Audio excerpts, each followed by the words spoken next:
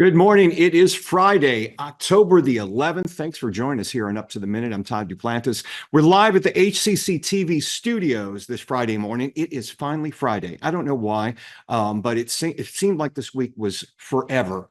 Randy Ramsey joining me this morning as my co-host. Has this been a long week for you? I came back from vacation on Tuesday, but still it seems like a long week. I mean, this week has been so long that last night I got all dressed to go to the Cinema Arts Society launch party.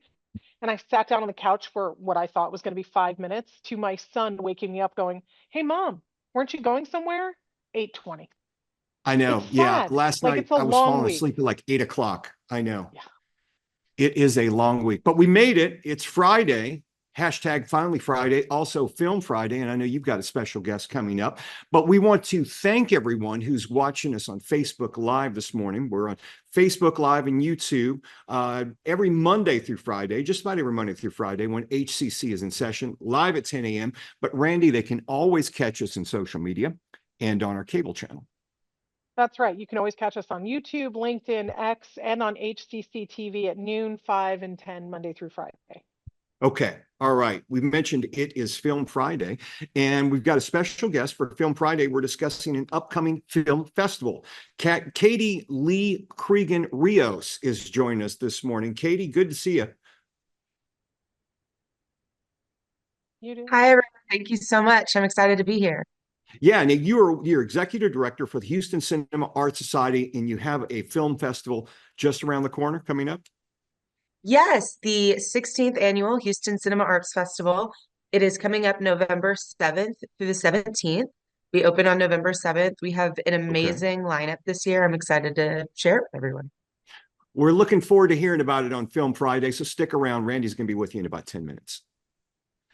Okay, we're going to kick things off. We mentioned earlier this week, Dr. Ford Fisher looking to change the structure and of things here at HCC for the betterment of our students. We've added vice presidents to each one of our colleges, and joining us right now, we've got Dr. Kathleen Anzivino, and she is the vice president of the Northwest College. Good to see you.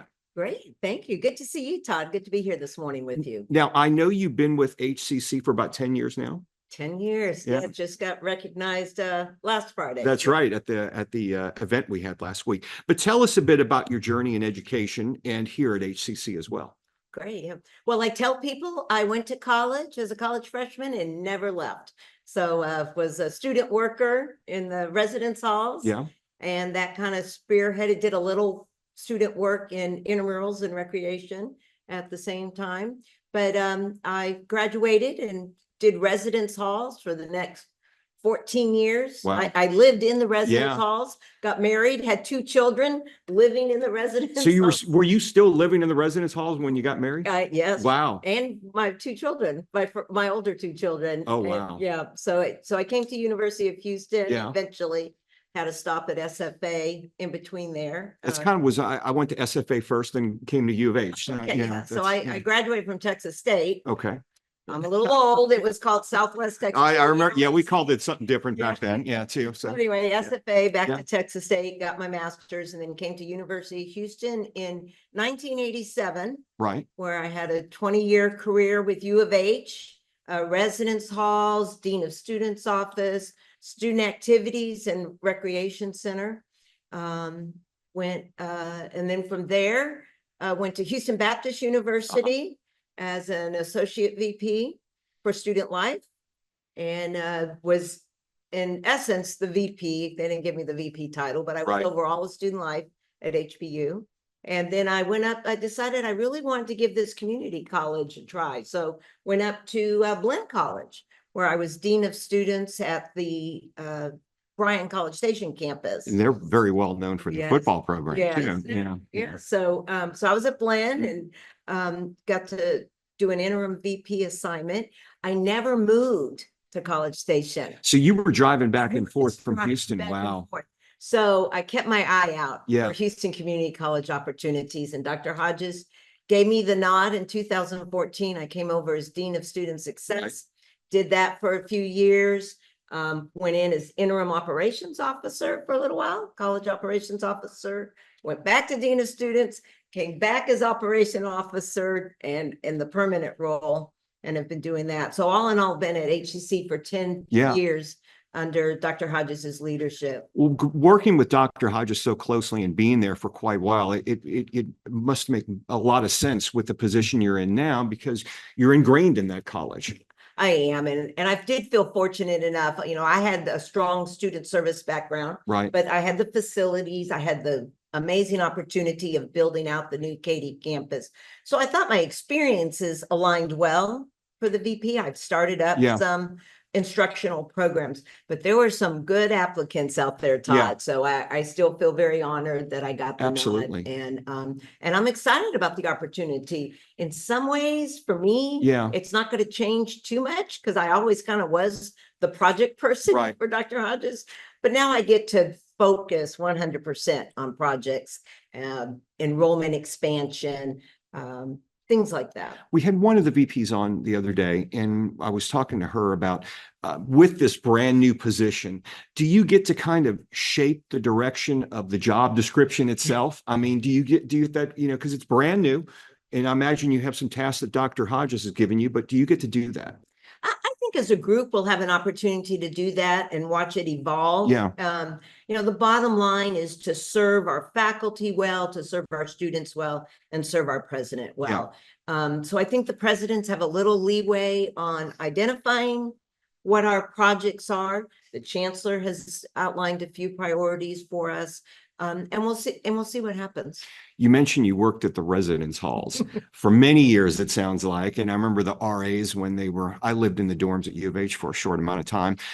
How has that experience helped you with what you're doing here at HCC? Todd, I tell everyone residence halls work gives you the foundation for success in any job you do in higher ed. I mean, it was about student development, you know, working with the students and helping them develop and be, you know, retain as students. We had discipline, student conduct. I had facilities, you know, we'd have fires and we'd have water overflowing and we'd have emergencies. Very scary situation at U of H when a man got off the bus with a gun and assaulted 5 different couples. And so you're in the middle of doing all of that. And so it really sets a foundation for student success in all the arenas of higher ed. Which residence halls were you at? At U of H, I was over the old quad building. The old quads. Yeah. Okay. Yeah. I was sad when they tore those down. Yeah, it was sad, but they've got some really They've got a nice good facility there now. Tell us, you know, there's another question I asked the other VP was, look beyond 90 days or 6 months. What do you hope to accomplish in the next year? When you get to the 1-year mark, what are you hoping you can look back that you've established? Oh, there's so many little projects on the plate for Dr. Hodges and I, but I think I said in my interviews that I wanted to add value. Okay. We're a large bureaucratic institution and we run into barriers a lot, you know, doing things. So I want to be known for breaking down those barriers and helping our faculty and instructional leaders in the work that they're doing and help our student services team be more productive through efficiencies and removing those barriers for that. So it's probably a bunch of little things. One of the big things is we need a second building at Katy campus. Yeah. You guys are growing leaps and bounds out there. So From what I if we understand. can find a way to fund and build a second building out at Katy, that will be a huge milestone for me. You hired as a VP. What's the first thing on your plate that you've been working on that maybe you can share with us? I know some things are behind the scenes you can't yet share, but there's some we're looking at where we can collaborate. We're still one college.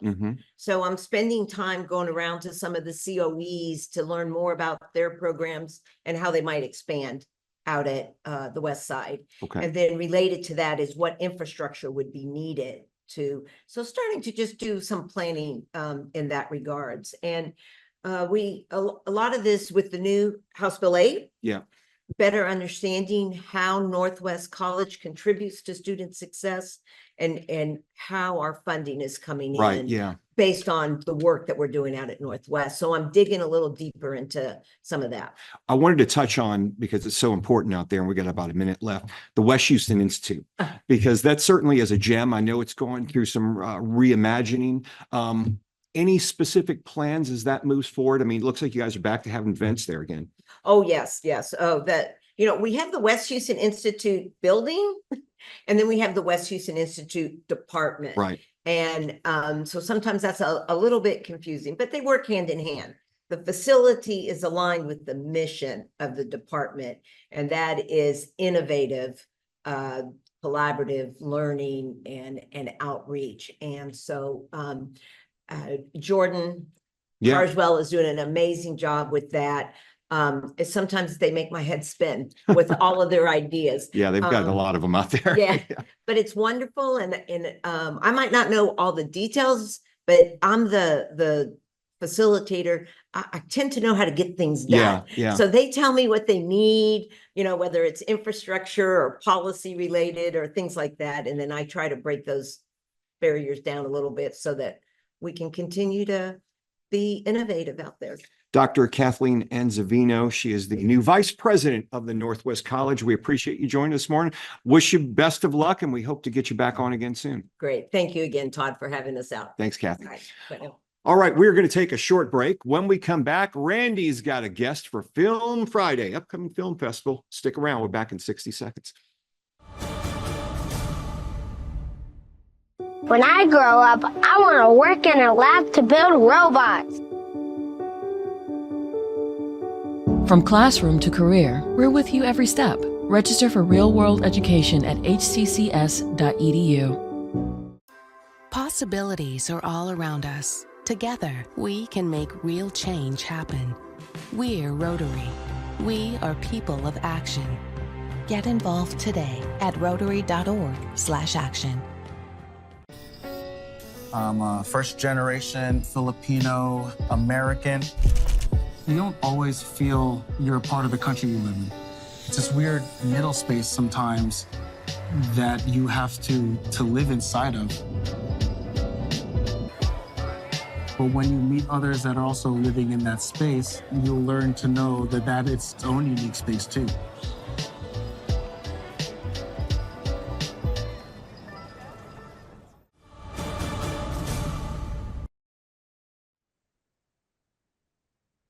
Welcome back.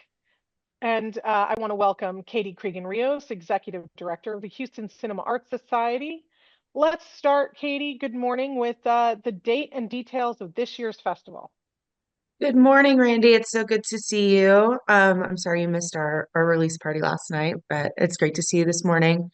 Our film festival this year, the 16th annual festival, we are November 7th through the 17th. We open on November 7th at locations all around the city of Houston. Museum of Fine Arts, Deluxe Theater, Rice Cinema, and anywhere in town you can find a little bit of the film festival, November 7th through the 17th. Super exciting. I can't wait. You've got a good lineup. And before we talk about the lineup, let's talk about the theme, because I think it's a good one this year.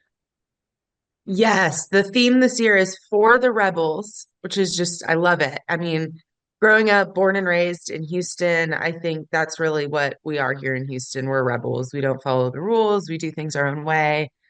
So it really is a celebration of what it means to make films and create art here in Houston and go against the grain. So Jasmine Moreno, our lead festival programmer, came up with a great theme this year for the Rebels that just encompasses what it means to be a Texan making movies.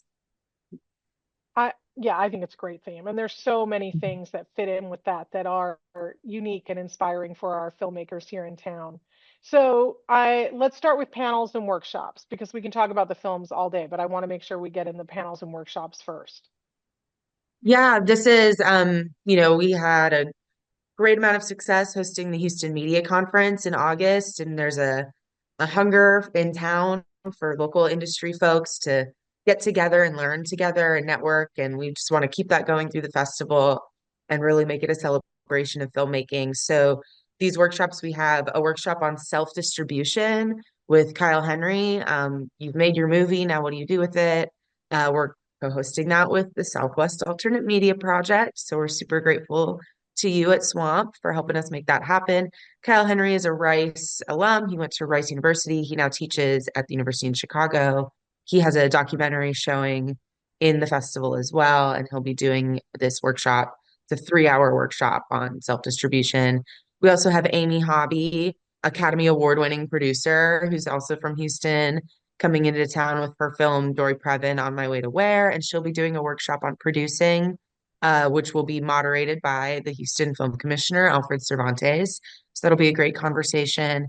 And one of the most exciting things we're doing during the festival is a workshop called Cinematography on Celluloid. So we got sponsored by Kodak and Panavision. They're sending us amazing state-of-the-art equipment. And Kelvin Kataria, he is a cinematographer based out of LA. He's coming down to teach the workshop attendees how to shoot on Super 8 and Super 16, develop film, really anything that you get your hands on these amazing cameras lent to us by Panavision, really get to learn how to use them and play in that Super 8 analog format. So we're very excited about that workshop as well. Yeah, my students are already all at Twitter about that workshop. They are, and Kyle's workshop as well. And as always, we're thrilled to co-present.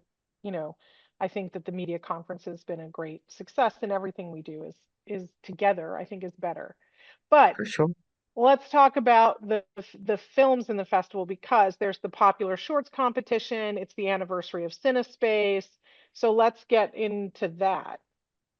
Yes, one of my favorite things we do during the festival is that we have a robust slate of short film blocks. This is a great opportunity for emerging filmmakers, local filmmakers, emerging stories. So Borders No Borders, back for its 5th year. This is a short film competition. There's a narrative and documentary category.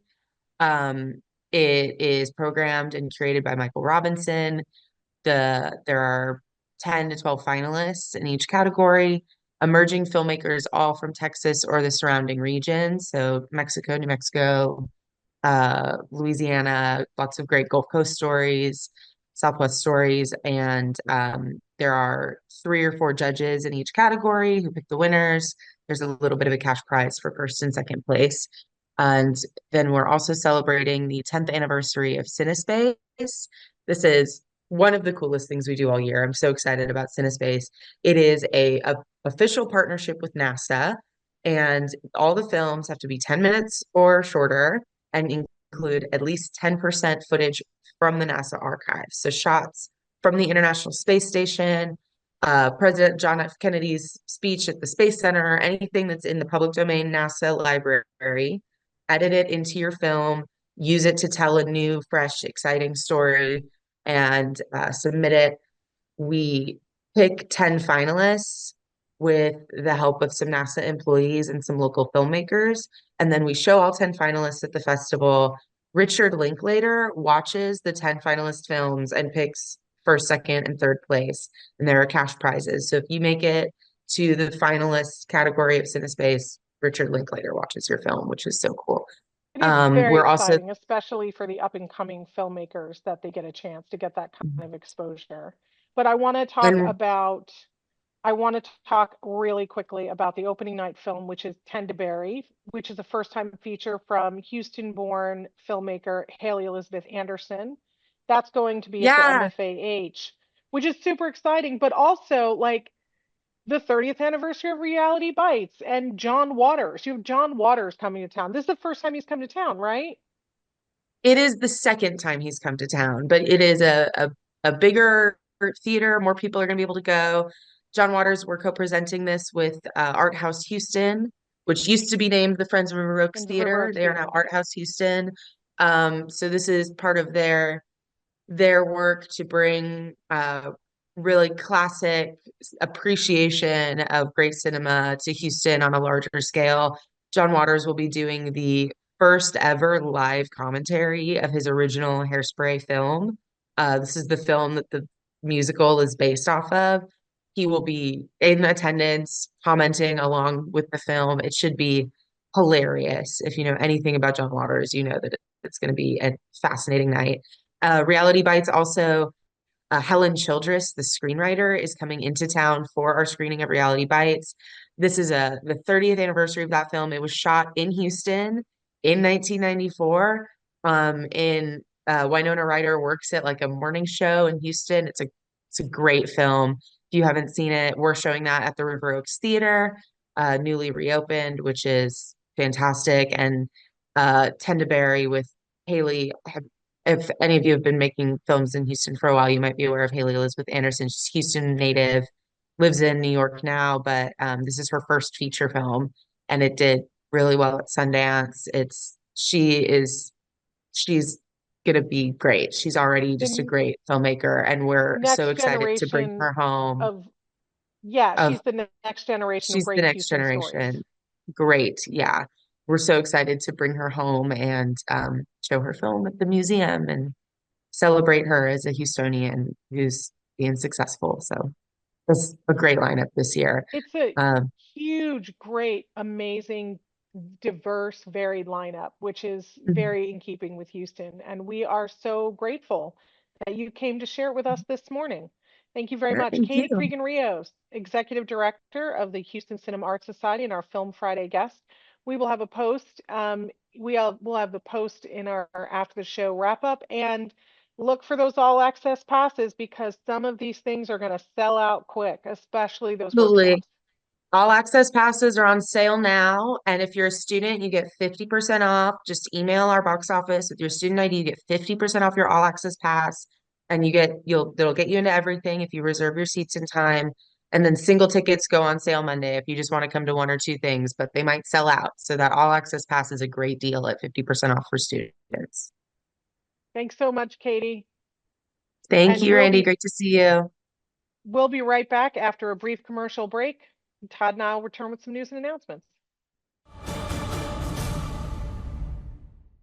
At HCC, your dreams are within reach. When I grow up, I want to work at the hospital. When I grow up, I want to work in a lab to build robots. When I grow up, I want to work at a school and be a teacher. From classroom to career, we're with you every step. Register for real-world education at hccs.edu. I think it's just vapor with flavor. It won't hurt my kid like cigarettes, right? Vaping is safer than smoking, isn't it? There's really not even that much nicotine in them, right? My kid knows it's dangerous. Get your head out of the cloud. Today, nearly 8,000 kids will start vaping, maybe even yours. Learn about the dangers at talkaboutvaping.org.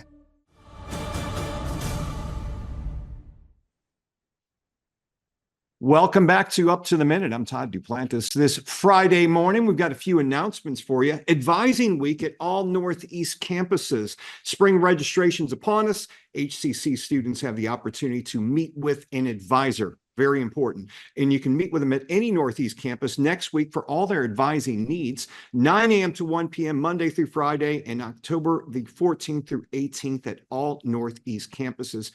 Get there and check it out. We'll have information in our post after the show. And Hispanic Heritage Wrap-Up, Randy, that's happening out at the Southeast College. That's right. Southeast College is wrapping up the Hispanic Heritage Month with, workshops and mariachis, 11:30 a.m. to 1:30 p.m. Tuesday, October 15th at the HCC Southeast Student Life Building. So check that out and check our post for more info after the show. HCC Southwest College is having an exhibition, Stephen Potter's Flowers, which started as a value-shaped demonstration in his painting classes.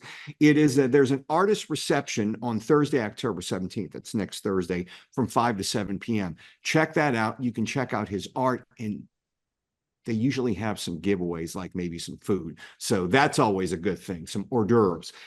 Exhibition is October 17th through December the 6th. It's at HCC's West Loop campus. Of course, there's no charge. Just check it out. And our post after this show will have more information for you. We've also got a fall music recital at the Stafford Fine Arts Center coming up.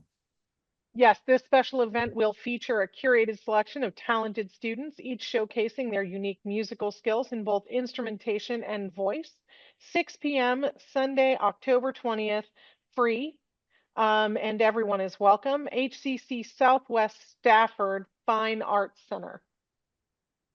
Okay, I love HCC. This is a giving campaign. It's an annual campaign we have here, the annual faculty and staff employee giving campaign. All donations make a difference to support our students. It's very easy. You go to the website, you sign up for it, it's deducted from your paycheck. You never miss it. Give up a few cups of coffee, help some students with their scholarships. And spring registration is coming up. All we'll tell you is you'll hear the date very soon. We offer several versions of modalities rather to take our classes. So check out the website. It's hccs.edu/apply. Randy, next week we'll welcome more of our vice presidents from the colleges. And Mental Health Monday, we've got a special guest with some very useful information. Any big plans this weekend, Randy? Yeah, just prepping for my trip to Mexico, but also volunteering at the pumpkin patch. I already read to the kids this past week during the week. So, you know, it's just fall, embracing the autumn. Yeah, well, next week we're supposed to actually have some fall weather. So that'll be good for everyone. It'll actually get to the 50s from what I understand, mid 50s. And then the highs next week could be in the 70s. I am so ready to not have it be 90 degrees. I have never been more ready for anything in my life. That's right. Well, it's going to be nice next week. Well, folks, have a great weekend. Randy, we'll see you in a couple of weeks. Enjoy your vacation. We'll see you when you get back.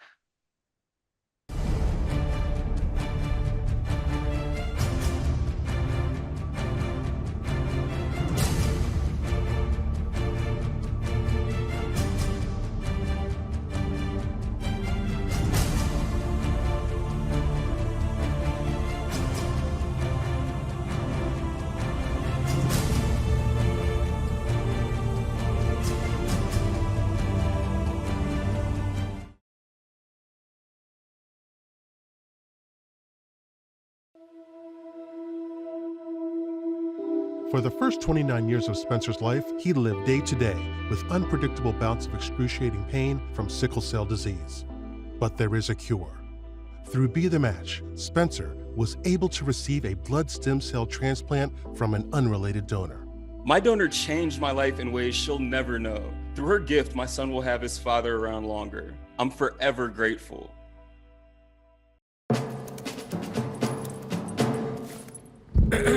Dear humans, I stand here today not for myself, but for every tail wagger, sloppy kisser, and curtain ninja. I stand here for each one of the thousands of dogs and cats killed in shelters each day, asking you to join our cause and help us make sure every best friend has a chance to meet one of their own. With Best Friends Animal Society leading the charge and your help, we can save them all. My dad was my hero. I wanted to do something to help people just like he did. A few years ago, he was diagnosed with cancer from doing search and recovery at Ground Zero in the aftermath of 9/11. I was holding his hand when he took his last breath. I didn't want to let him go. First Responders Children's Foundation gave me a scholarship that changed my life. I wanted my dad to be proud of me. I'm a nurse now. Help first responders and their families. When the alarm goes off, don't stress about what comes next. At Houston Community College, we make your lessons matter. Do you love helping others? Turn caring into a career. Interested in tech? Code your way to a career. Want to make your voice heard? Build a business. Hands-on enthusiast? Construct a career. Open the door to HCC's real-world education, where passions become careers. Find more at hccs.edu and let your success take flight.